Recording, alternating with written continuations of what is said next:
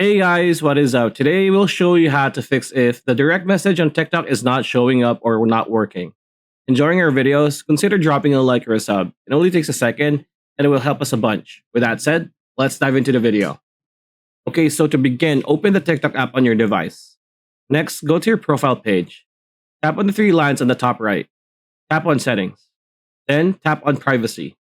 If the option isn't here, don't worry. Close your TikTok app and go to the settings on your phone. Scroll down until you see app settings or app management. Go in there and look for the TikTok app option. Next, tap on permissions to make sure you have permissions. Afterwards, clear your cache and then tap on full stop the app. Then, uninstall TikTok from your device and reinstall it. This should fix things. It's that easy. Hope the video helped. Like, comment, share, subscribe, ring that bell icon, and we'll see you on the next video.